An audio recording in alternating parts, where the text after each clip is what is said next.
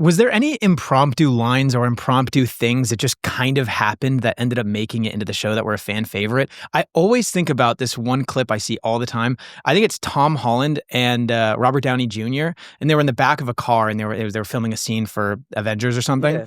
And Tom Holland or Robert Downey Jr. goes to assist Tom with opening up the car door or something. And then Tom thinks he's going in for a hug. And so he hugs him and it's super, super awkward.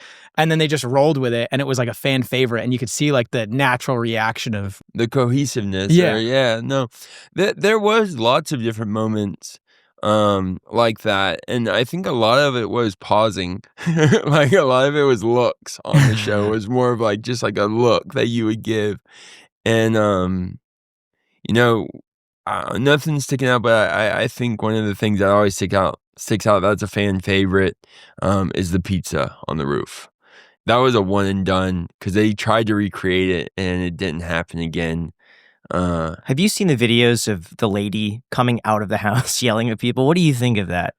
I think when you have one of the most famous houses in the world and definitely one of the most infamous houses in the state of New Mexico, it comes with a responsibility and it comes with accountability. And I think you kind of have to have some leeway with it. I knew the lady that owns the house now. I knew her parents really well. And, during Breaking Bad in the beginning, they got, as the show ended, they got much older and people were breaking into their house. They were waking up, finding people in their living room. It wasn't people were trying to get into the house. Wow. And that's why they raised the fence. Sadly, it just keep, escalating. And I think she's trying to sell it at the moment. Yeah, she's asking $3.9 million. See, that just seems like she doesn't care that much about the attention. Because if she really cared, she would sell it at market or even a little bit above market. She said that it was her family's house. It's been in the family for a long time. You just can't sell it. But if she were to sell it, she'll take $4 million. Yeah. It seems people are speculating online that she does actually enjoy the attention a little bit, but I don't know how true that is. She goes out and yells at everybody. I think she does. I think it does give her purpose a little.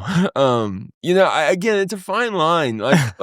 She's nice to me. Do you talk to her? We saw her. We were just in New Mexico not too long ago, and we saw her. And so, did you hit her up? No. It was just, it's Albuquerque, man. Do you just show up to the house? No. I back in the day, because I was really close to the family because we spent a lot of time there. Yeah. But people all think that the inside is what this inside of the show looks like, and it's not. We shot all the interior, most of the interior, on a soundstage. The only thing about the house is the exterior and the backyard. But I'm not going to touch that with a 10-foot pole, man. I think maybe 2 million, a mil and a half. They make so much money giving tours of the house. Someone can pay a lot of money to go up on the roof to try to find a little bit of pizza and then sell that. Airbnb would be crazy at even $1,500 a night. It's not the same inside. It doesn't matter. Just to be able to stay at the house. To be able to stay at the house, people would pay. I would pay $1,500 a night. I think that would be the smart. I agree with that, but I think it would take a lot of infrastructure. Would you buy the house? Oh yeah. How much would you pay? Not $4 million, I'll tell you that. I mean, so everything in that house value is around $350. I've looked at this estimate. Yeah, I've looked at the numbers. So my number for the house, the actual number that I've come up with, I think Walter White, the White House value, I'm thinking 1.2. Just out of names, of the environment. But if the neighborhood's nice, but it's not a $4 million nice neighborhood, you know what I mean? You can't have that. You're going to destroy the market in that community. But here's the thing. She putting it up at that price gets a lot of publicity because I saw that listing went up. It was on the front page of Yahoo and CNN and all these places. The Breaking Bad house is for sale, asking $4 million. That drives a lot of people to go and just take a look at it again. But there's a fence though, man. That's my thing is I wish the city of Albuquerque or the state would, redo it. She put up the fence. They've done a lot of remodeling. Yeah. It's not the same house. But I wish whatever, the state or someone would come in and bring it back to what it originally was, because it was a great house, and it really means a lot to a lot of fans. And I think the impact that Breaking Bad has had on the city of New Mexico, there has been positive aspects, there's been negative aspects, but there's also been many positive aspects. And I think, Bryan Cranston should buy it. if anyone could buy it, Brian could probably buy it. There's a Simpsons house in Vegas. You know that? Really? Yeah. What do you mean Simpsons house? It's the house that it's identical to The Simpsons. It was either The Simpsons was based on this house, or this house was created to be identical to The Simpsons house. And you could drive by it. I had no idea. Yes. That's really cool. Yes. And it looks almost identical to the real Simpsons house. See, the question is, how many people try to break into it, though? Nobody breaks into it, as far as I'm aware. But it does become a bit of a tourist attraction where you could go and look at the Simpsons house in Las Vegas. That's pretty sick. I think I've seen it on Instagram. There's a lot of, I think what they've done, like, the Sopranos home. Yeah. And Beverly Hills, like the houses in, like Fresh Prince of Bel-Air and stuff like that. I find these are like staples of television history. And I think when a house gets to that point, there should be some form of historical preservation. You know what? You're right, because the Home Alone house, they were asking $5.9 million, and I actually thought objectively it was a good deal.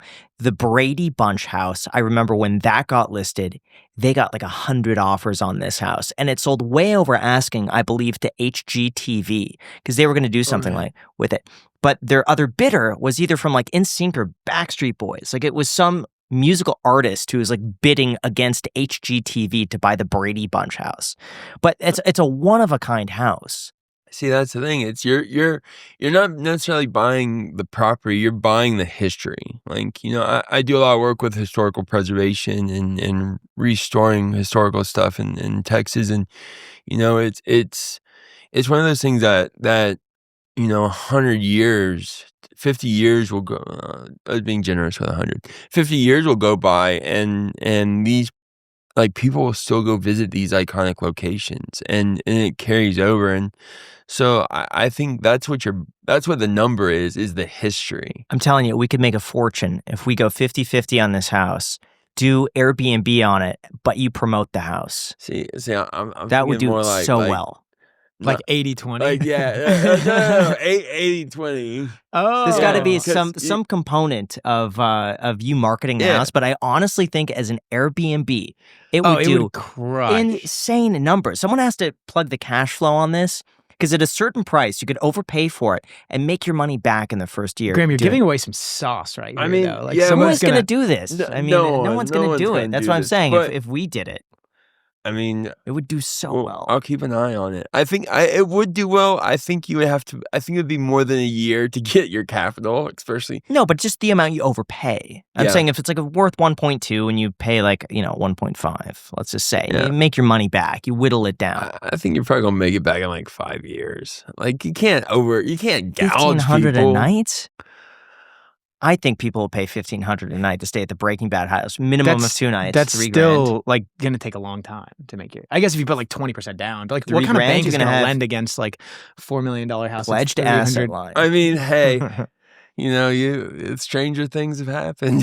Yeah. If you've ever been denied a car loan, credit card, or even an apartment because of what's on your credit report, you are not alone. Most people don't even know what's hurting their credit score, let alone how to fix it. That is exactly where our sponsor DisputeBeast comes in. It's an AI-powered platform that helps you find and remove outdated or inaccurate items from your credit report fast. We're talking things like late payments, old accounts and collections, or even accounts that don't belong to you. Not to mention, how it works is super easy. You connect your credit report and DisputeBeast scans it for negative marks that could be dragging down your score. Then it generates custom dispute letters tailored for your situation. No templates and no guesswork. You could choose to just download the data and send it to the agencies yourself, or you can use their built-in mail service where they will literally handle everything for you. It's honestly just really clean and simple to use, and it's built by experts. So if you're ready to take back control of your credit, go to DisputeBeast.com/ICH today. There's also a link down below in the description, DisputeBeast.com/ICH. Guys, they will literally handle everything for you. If you're dissatisfied with your credit, they will do all of the research, let you know what's going wrong, and they will fight for you. DisputeBeast.com/ICH. Thank you so much to DisputeBeast for sponsoring this clip.